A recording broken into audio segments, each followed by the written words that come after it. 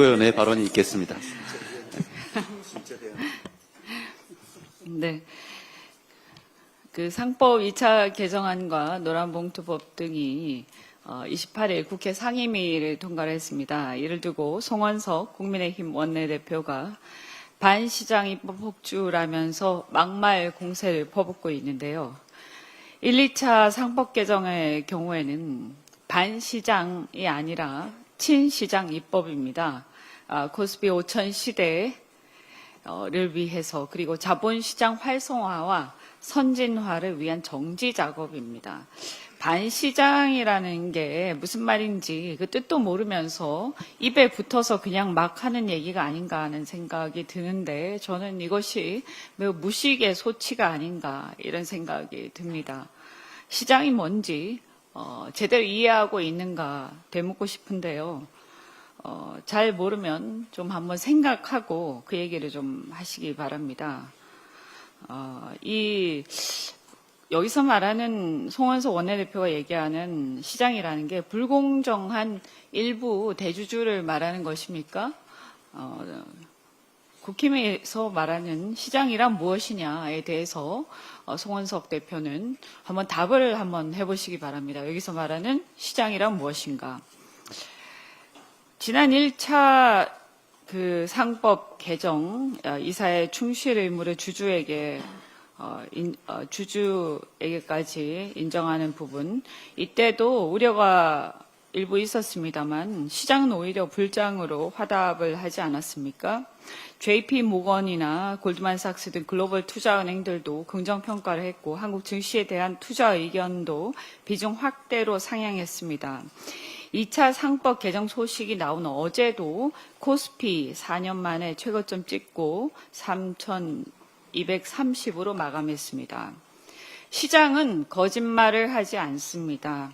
네, 무엇이 시장 경제인지 공부 좀 하고 다시 말씀하시기 바랍니다. 다만 우리의 기업 문화가 아직까지는 선진적 자본시장의 관행이나 제도의 훈련이 아직 안 돼 있기 때문에 걱정하는 것은, 두려워하는 것은 충분히 이해를 합니다. 그래서 더 잘 적응하고 훈련될 수 있도록 뒷받침할 것입니다. 그래서 전근대적 관행, 특히 검찰공화국에서 검찰권의 남용으로 기업들을 옥죄어왔던 배임죄에 대해서 형사처벌이 능사가 아니라 실제로 손해를 보전하는 쪽에 중점을 두는 방향으로 개정을 논의하고 추진하고자 합니다. 그것은 지켜보시기 바라고요. 그래서 또한 이 상법 개정안에 대해서도 저희가 유예기간을 충분히 두는 등 현실적인 문제를 감안해 왔습니다. 그런데도 국민의힘은 습관성 정치 공세를 일관하고 있습니다. 윤석열 정부가 무책임한 경제 실정으로 세수결손 100조 가까이 물려줬고 12.3 내란으로 한 달 만에 대한민국 GDP 0.2포인트 감소하는 등 경기 하방이 7조 원 넘는 경제 손실을 끼친 장본인이 바로 윤석열이었습니다.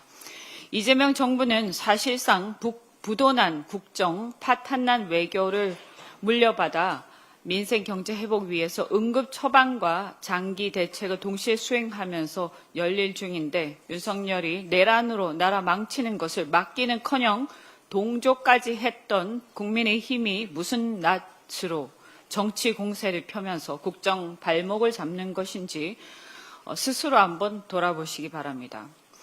그런가 하면 노란봉투법은 노동 자본 간 균형을 회복하고 산업 현장의 불공정을 줄여서 노동 생산성을 향상시킬 수 있는 토대를 마련하고자 하는 법입니다. 그동안 노조의 활동에 대해서 과잉 대응을 해온 측면이 있다라는 것을 기업들도 어느 정도 인정하면서 사회적으로 합의가 되어가던 상황이었습니다. 아시다시피 지난번에도 그 상황들에 대해서 취하한 사례들도 있었고요. 사회적으로 이렇게 뭔가 화해를 해가던 상황이었는데 여기서 뜬금없이 무슨 또 정치 공세를 계속하고 있는 국민의힘은 시대착오적 정당이 되어가는 것 같습니다. 물론 불법 점거 등 노조의 과도한 행위까지 무작위로 허용되어서는 안 된다라는 문제 제기들이 있었고 거기에 대해서 그동안 논의가 충분히 숙성되어 왔기 때문에 반영된 부분이 분명히 있었습니다. 국민의힘은 그 논의를 잘 모르는 모양입니다. 그래서 송원석 원내대표 다시 말씀드립니다. 그동안 논의가 어떻게 진행되어 왔는지 공부를 좀 다시 하시고 말씀하시기 바랍니다. 또한 6개월의 유예기간이 있기 때문에 또 현장에서 충분히 조율해 나갈 수 있을 것이라고 생각하고요. 역시 불법적인 파업에 대해서까지 옹호하는 것은 아닙니다. 그동안 문제가 되어 왔던 사용자 쪽에 보복성 손해배상 소송 청구 등을 명시적으로 금지하는 등 불공정을 바로잡자라는 취지니까 계속 강조하지만 공부를 좀 하시기 바랍니다. 또 한편 최근에 그 배당 소득 분리 과세, 주식 양도세 등 조세 관련해서 당정 협의 진행되고 있는 중인데요. 이 배당 소득 분리 과세는 이재명 대통령의 대선 공약이었고 취임 이후에도 수차례 강조해 왔습니다. 현재 모 증권사 보고서를 인용을 하자면 한국 기업들의 5년 평균 배당 성향은 28% 정도 되고요. 글로벌 평균 대비해서 매우 낮은 수준입니다. 미국은 32.8%, 일본은 37.2% 정도 됩니다. 배당 소득 분리 과세는 자본 조달을 용이하게 해서 자본시장의 선진화는 물론이고 상장 회사에 도움이 될 것으로 생각합니다. 이번 정기국회에서 반드시 도입되도록 힘쓰겠습니다. 특히 배당 소득 분리 과세는 향후 배당 유도의 목적에 부합하게 세율을 정할 때 적극적으로 할 필요가 있다 이렇게 생각되고 정부에서도 그 점을 꼭 유념해서 대통령의 그 선거 때의 그런 취지에 부합되도록 할 필요가 있다라는 것을 요청을 드립니다. 그리고 또 주식 양도세 과세 대상인 대주주 기준 변경과 관련해서 저는 뭐 아직 확정된 것은 아닙니다만 이 점에 대해서는 좀 신중할 것을 주문드립니다.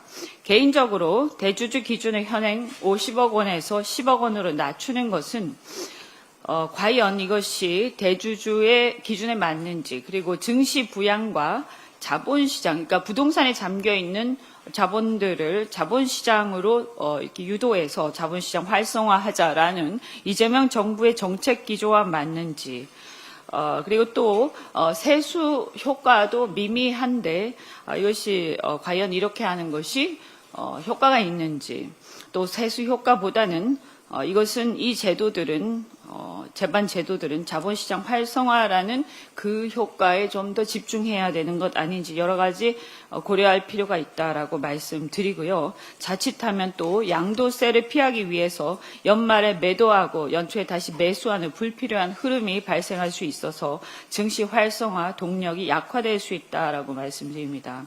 개인적으로는 시장에 즉각적으로 큰 영향을 미치는 세제 개편에 좀 더 우리가 고민이 필요하다. 그래서 당의 조세 개편 논의 시에 잘 살펴봐야 하겠다라는 생각을 해봅니다. 어쨌든 지금 정부가 미국 이것뿐만이 아니라 여러 가지로 굉장히 할 일이 많은데 정부의 발목을 잡지 않도록 국민의힘은 협조를 부탁드립니다. 특히 지금 미국 상호관세 발효 전에 최종 협상을 위한 총력 대응 중입니다. 미국의 농축산물 시장 개방 요구에 양보폭을 최소화하기 위해서 노력하고 있고요. 미국 조선업 부활 패키지 프로젝트 마스가를 미국 측에 전달하고 제안한 상황입니다. 이와 관련해서 당과 국회도 총력을 다해서 협조를 하겠습니다. 우선 현재 정무위에 상정 중인 온필법과 관련해서도 미국 정부와 의회에서 연일